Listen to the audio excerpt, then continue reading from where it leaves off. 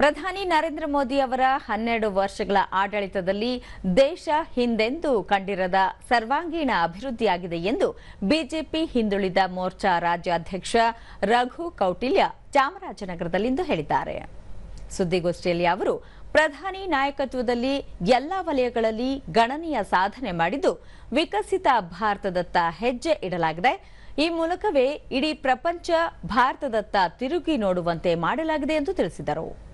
ಇದುವರೆಗೂ ದೇಶದ 80 ಕೋಟಿಗೂ ಹೆಚ್ಚು ಜನರು ಕೇಂದ್ರ ಸರ್ಕಾರದ ವಿವಿಧ ಯೋಜನೆಗಳ ಫಲಾನುಭವಿಗಳಾಗಿದ್ದಾರೆ.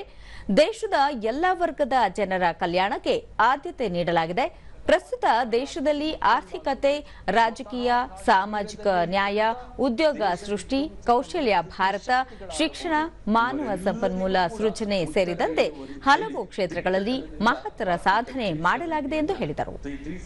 ಭಾರತದ ನಾಯಕತ್ವವನ್ನು ವಿಶ್ವ ನಾಯಕರು ಪ್ರಶಂಸಿಸಿದ್ದು ಜಾಗತಿಕ ಭೂಪಟದಲ್ಲಿ ವಿಶಿಷ್ಟ ಸ್ಥಾನ ಪಡೆದಿದೆ. ಈ ಮೂಲಕ ಜಗತ್ತಿನ ಪ್ರಮುಖ ಆರ್ಥಿಕ ಶಕ್ತಿಯಾಗಿ ಹೊರಹೊಮ್ಮಿದೆ ಎಂದು ತಿಳಿಸಿದರು. ಇವತ್ತು ನರೇಂದ್ರ ಮೋದಿಯವರ ಆಡಳಿತದ ಜನಕಲ್ಯಾಣದ ಫಲಾನುಭವಿಗಳಾಗಿದ್ದಾರೆ.